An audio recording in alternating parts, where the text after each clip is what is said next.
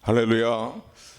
우리는 세상을 살다가 원치 않는 절망적인 삶의 많은 경험들을 합니다. 그런 경험 가운데 큰 경험 하나를 또 든다면은 삶의 근본적인 올바른 터가 바르게 서 있어야 되는데 그 근본적인 올바른 터가 무너져 내려버린 것 같은 그러한 절망을 경험하며 살기도 합니다.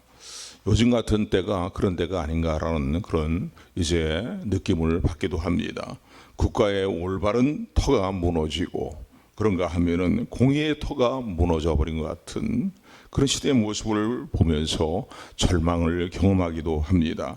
즉 하나님의 말씀이 무너져 버리고 나라의 법과 질서가 다 무너져 버린 것 같은 느낌을 든, 나라의 어떤 법치가 다 무너진 것 같은 그런 모습을 보기도 합니다.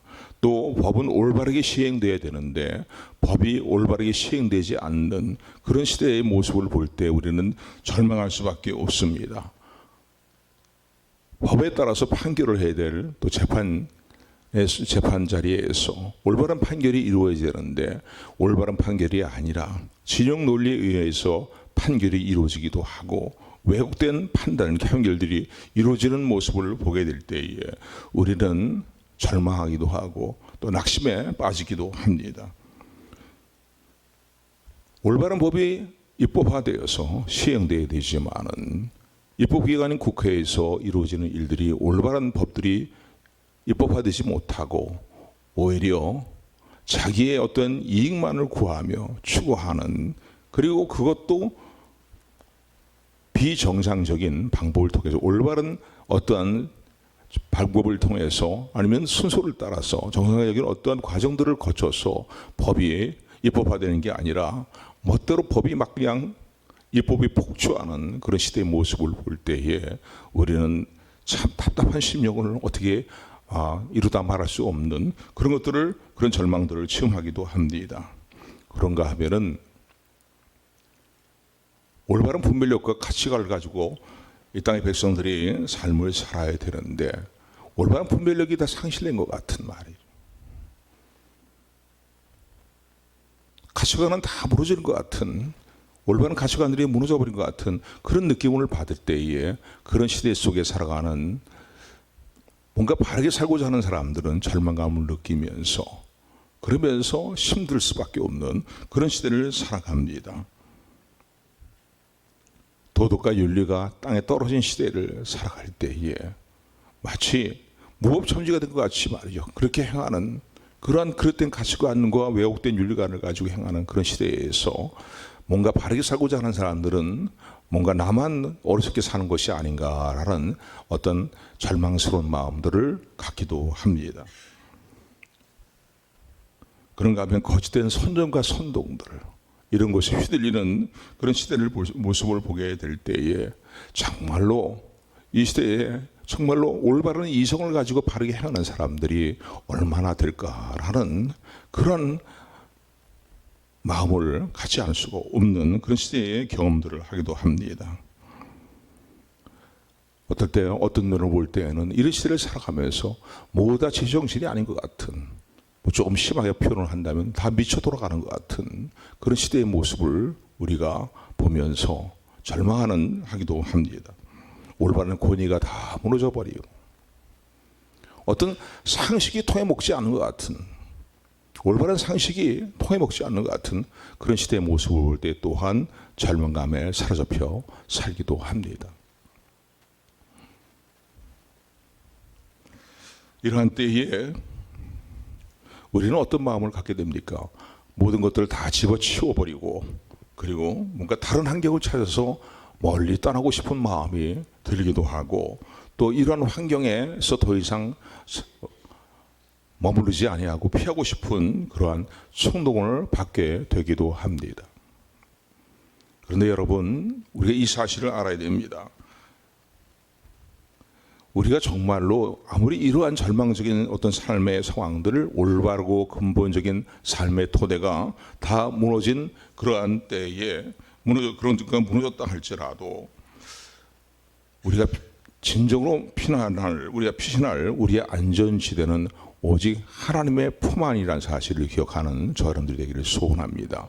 하나님이 살아계신다는 사실을 믿는다면 우리의 성도들이 우리 진정한 피난처는 무엇입니까? 우리가 늘 찬양하는 것처럼 나의 피난처 예수님이라고 이렇게 찬양하는 것처럼 나의 산성이 되고 방패가 되신 여호와라고 그렇게 우리 표현하는 것처럼 우리의 진정한 방패와 산성이 되시고 피난처가 되시는 분은 오직 예수님 품 안에 있고 또 예수님 안에 이런 우리의 삶의 안전지대가 있음을 추구도 잊지 말고 기억하는 저 여러분들이 되기를 주님으로 축원을 드립니다. 자, 그렇다면 이렇게 올바르고 근본적인 삶의 터전들이 다 무너졌을 때에 성도는 어떤 믿음을 가져야 될까요? 무엇을 믿고 신뢰해야 되겠습니까? 또 우리 그 믿음에 근거해서 우리는 어떻게 처신하며 살아야 될 것인가? 라는 중요한 교훈을 오늘 이제 시편 11편의 말씀과 시편 62편의 말씀을 통해서 우리는 중요한 주님의 음성을 듣습니다. 첫 번째는요, 성도는요, 하나님이 분명히 살아계시다는 사실을 믿어야 됩니다.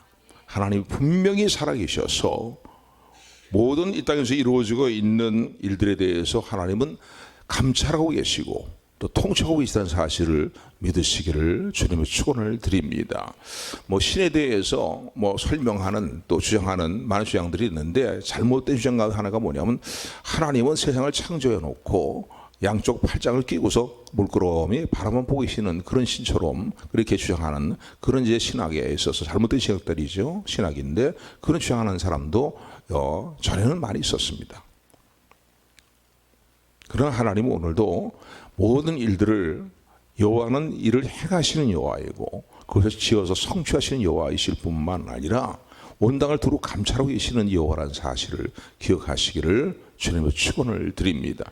그래서 이러한 때에 누가 보고 했느냐 말이지, 아니면 봐도 힘없는 존재들이 봐봐야 무슨 소용이 있겠느냐, 그런 마음이 들겠지만은 아니에요. 전능하신 하나님께서 생사의 주권자가 되신 하나님께서 온 땅을 두루 감찰하고 계시다는 사실을 믿고 신뢰하는 저 여러분들이 되기를 주님으로 축원을 드립니다. 이 믿음을 가져야 돼요. 그래서 오늘 본문의 말씀 보면 오늘 4절의 말씀 보면은 이렇게 말씀하고 있죠. 우리 1절부터 4절까지 말씀 우리 같이 합독합니다. 시작.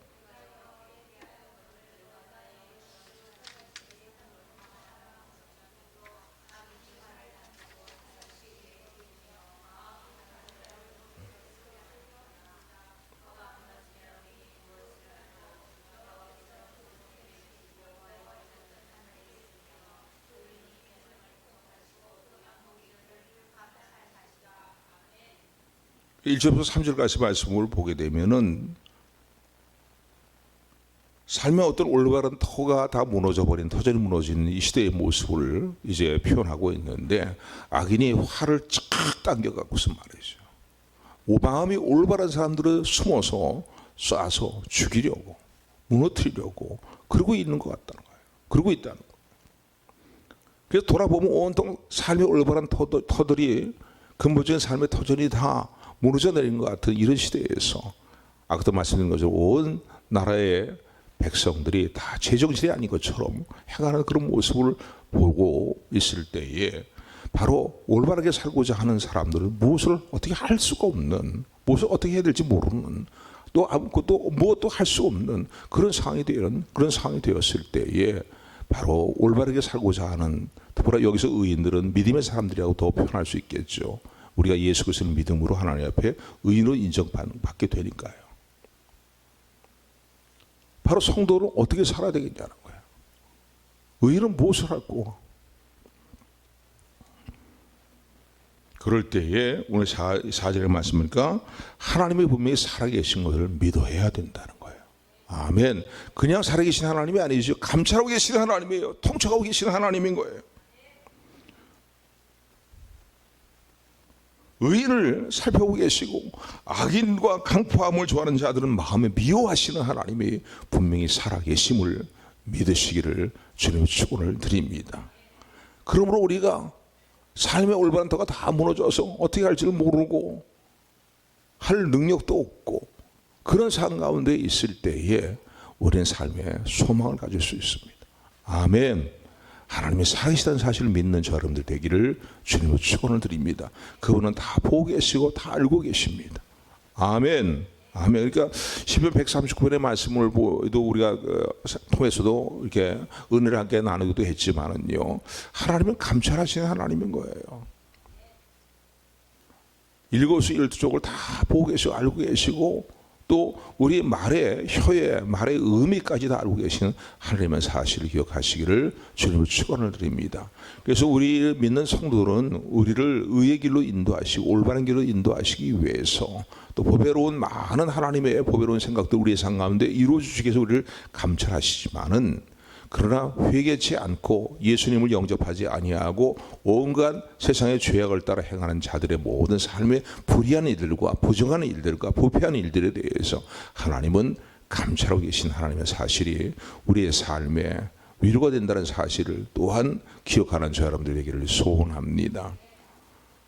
불의가 특세하는 시대, 거짓말하는 자들이 특세하고 말이죠. 자기 뜻을 이루는 것 같고 이런 시대를 보게 될 때 우리 절망을 할 수밖에 없잖아요. 그러나 감찰하신 하나님, 전능하신 하나님께서 분명히 살아계심을 온전한 믿음으로 붙드는 저 여러분들이 되기를 주님으로 축원을 드립니다. 두 번째 어떤 믿음을 우리가 또 굳게 붙들어야 되냐면요, 하나님은 그렇기 때문에 공의를 시행하시는 하나님의 사실을 믿는 믿음을 굳건히 붙드는 저 여러분들이 되기를 주님으로 축원을 드립니다. 불의가 특세하는 시대에 그런 삶의 시대의 어떤 절망스러울 때에 아까도 조금 전에 말씀드린 것처럼 우리 삶의 위로는 무엇입니까? 이 모든 일들을 신원하시고 또 의로운 일들을 좋아하시며 거짓과 온갖 강포함을 좋아하는 자들을 미워하신 하나님이 분명히 살아기 위해서 공의를 시행하신다는 사실을, 공의로운 심판을 행하신다는 사실을 온전한 믿음으로 붙드는 저 여러분들이 되기를 주님으로 축원을 드립니다. 그래서 오늘 본문의 말씀 보면은 5절 7절의 말씀 이렇게 말씀하고 있죠. 우리 5절 7절 말씀입니다. 5절부터 7절까지 말씀 합독합니다. 시작. 여호와는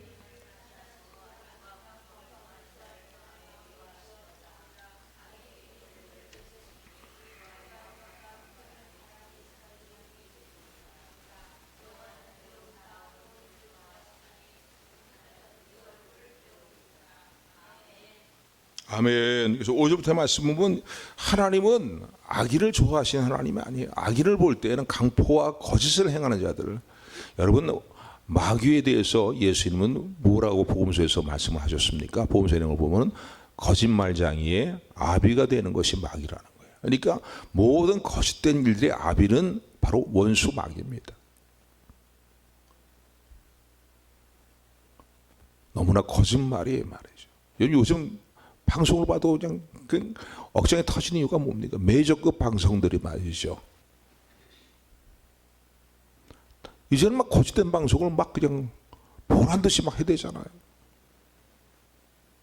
우리가 그동안 신뢰해왔던 아주 중요한 방송들이 말이에요. 매스컴들이 말이에요.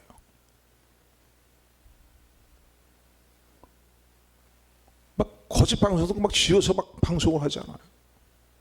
근데 참 더 기가 막힌 것은요, 그 미혹에 다 거짓된 선전과 선독의 사람들이 다 휩쓸리고 만다는 거예요. 삼인성호라는 고사성어 가운데 그런 말이 있습니다. 삼인성호라는 고사성어가 있는데 여러분도 많이 알고요. 다들 알고 계시죠. 거짓된 일도 세 사람이 그건 정말로 참말이다 라고 얘기하게 된다면 사람들이 그 참말로 믿는다는 거예요. 믿게 된다는 거예요. 가령 예를 든다면은 시장에 호랑이가 나타났어. 내가 얼마 전에 시장에 갔는데 그 시장에 호랑이가 나타났어 라는 말을 세 사람이 동일한 말을 계속 하게 되면은 그걸 듣는 사람은 사실은 시장에 호랑이가 나타나지 않았어요. 그런데도 시장에 호랑이가 나타나는 것을 믿게 된다는 거예요. 삼인성호 그런 말 하잖아요. 어떤 면을 볼 때에는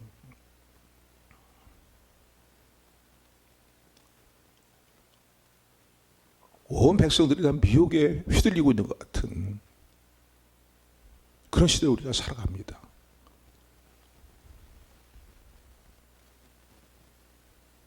대통령이 탄핵을 비상계엄을 조치를 취했을 때에 왜 비상계엄을 조치를 취할 수밖에 없었는가에 대한 그 관심들이 없어요. 거기에는요.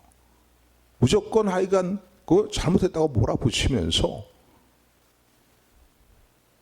그러면서 계엄이 잘못됐다는 것만 그 몰아붙이면서 계엄이라는 단어만 생각하면서 계엄령을 내릴 수밖에 없었던 어떤 전후좌우의 상황들 이런 것들에 전혀 생각하지 않습니다. 심지어 없었던 사건들까지 다 얘기하고 있잖아요. 무슨 군인들이 국회를 입성해 갖고서 들어가 갖고서는 군합발로 국회를 짓밟고 총칼을 시민들에게 들이댔다고 말이죠. 근데 여러분 보시지 않았습니까? 실탄도 가지지 않고 들어갔어요. 군인들이요. 군인들은 항상 총을 비치하는 거니까 총도 어떻게 했습니까? 시민들 향해 겨누지 않았어요. 거꾸로 맸어요. 제가 방송국 때 보니까 말이죠. 오히려 어느 당 보좌관들이 말이죠. 뭔가 더 문제를 크게 일으키기 위해서 그랬는지 모르겠지만은 그냥 군인들을 막 밀어제치는데 그냥 밀리는 게 아니에요. 국회 못 들어 미는 게 아니라 완전히 그냥 상대방의 정말 성과를 날 수밖에 없는 그런 정도로 밀어제치는 모습을 봤어요. 근데 군인들이 참고 그냥 들어가기로만 한번 하더라고요.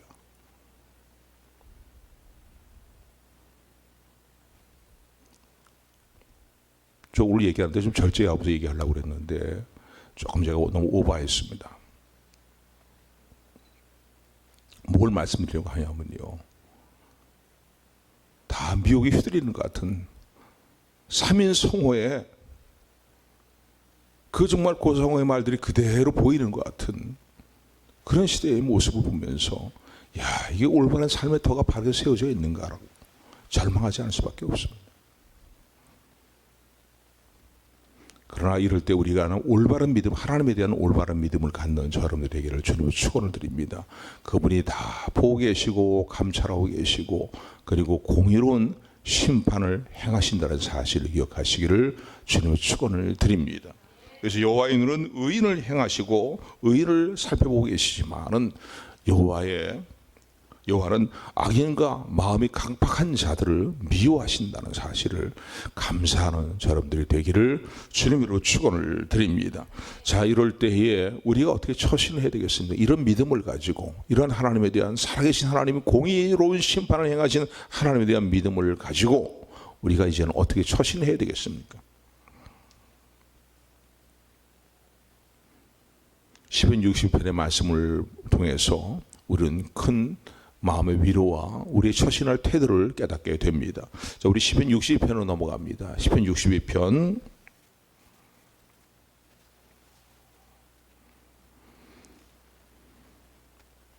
5절부터 7절까지 말씀 우리 같이 합독합니다. 시작. 나의 영혼아 잠잠히 하나님만 바라라.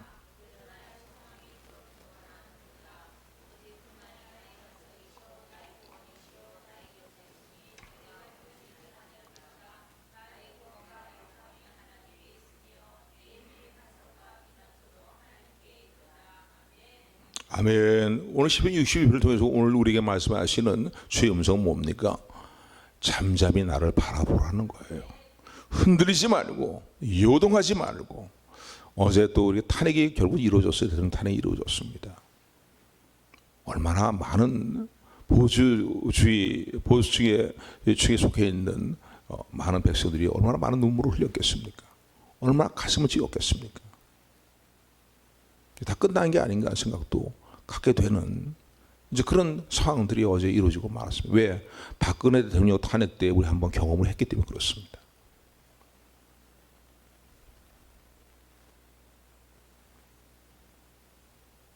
근데 오늘 본문 60편의 말씀 보니까 나의 영혼아 잠잠히 하나님만 바라보라는 거예요. 아멘, 아멘. 무기력합니다. 뭐 더 이상 우리가 할 수 없는 그게 없어요.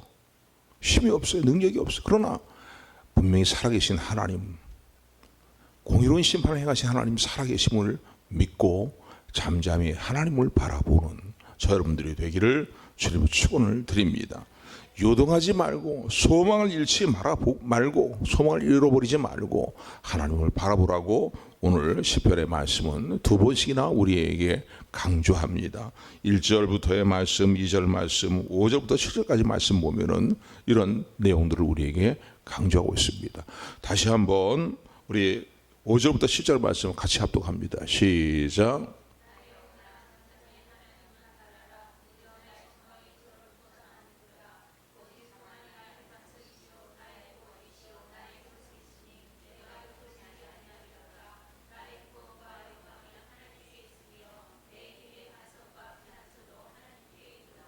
아멘. 우리의 구원과 우리의 산성이 되시며 우리의 소망이 되신 분은 오직 하나님이십니다. 또 이 모든 우리의 구원과 우리의 소망을 이루어 주실 분이 전능하신 하나님의 사실을 믿으시기를 주님의 축원을 드립니다. 그렇다면 하나님을 바라보라는 거예요. 우리 개인적인 삶의 문제도 그렇지 않아요? 어떤 문제를 풀어나가야 되는데 더 이상 내 힘의 어떤 한계를 느낄 때에 어떻게 해야 되겠습니까? 하나님과 관계를 바르게 하면서 잠잠히 하나님께 소망을 두고 하나님을 바라보는 믿음을 잃지 않는 저 여러분들이 되기를 주님으로 축원합니다. 축원합니다. 또 두 번째, 우리가 어떻게 처신해야 될까요? 잠잠히 하나님을 바라보면서 요동하지 않고 하나님의 선하신 섭리를 믿고 하나님을 바라보면서 해야 될 일은 두 번째 일은 기도하는 겁니다. 간절히 기도하는 거예요. 그래서 8절 말씀이에요. 우리 8절 말씀 같이 합독합니다. 시작.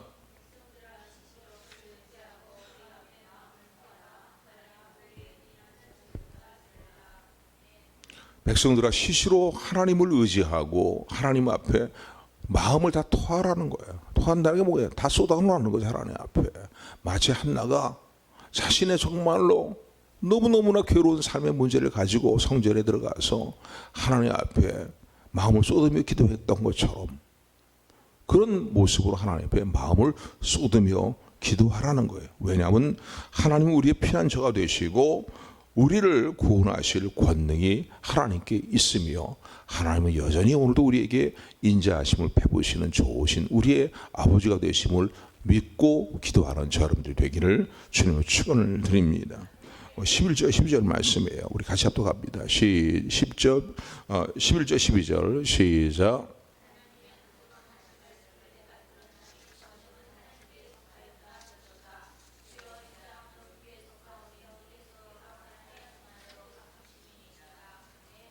잠잠히 하나님만 바라보면서 시시때때로 하나님께 마음을 쏟으면서 간절히 하나님을 찾으실 이유는 피난처가 되신 하나님뿐만 아니라 우리의 모든 문제를 해결하실 권능이 우리는 무능하고 할 수 없지만 그 권능이 살아계신 하나님께 있음을 믿으시기를 주님의 축원을 드립니다.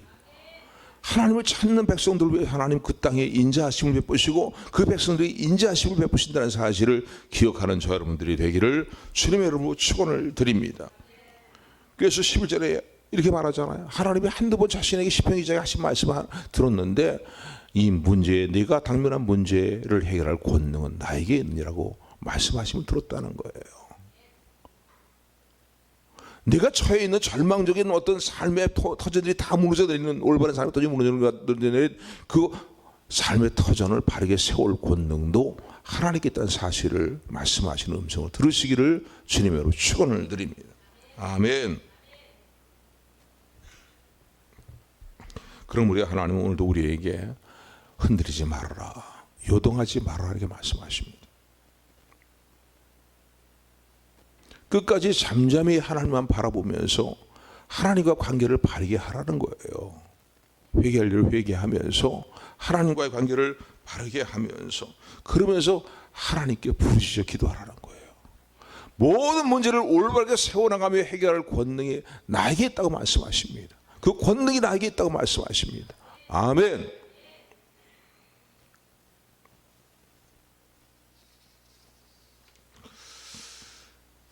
오늘 우리가 처해 있는 현실은 여러분 어떻게 느끼십니까? 우리가 삶의 현실을 보게 될 때, 야, 이게 정말 아까도 말씀드린 것처럼 다 모든 게 무너져 내린 게 아니. 배신을 때리고 협박하며 또 미혹하며 회유하며 말이죠. 거짓된 선정과 선동들이 말이에요. 휘둘리고 말이에요. 이스라엘 백성들이 휘둘리고 말이에요. 이 정말 매스컴이 올바르게 보도를 해야 되는데요. 한결같아요. 한결같아요.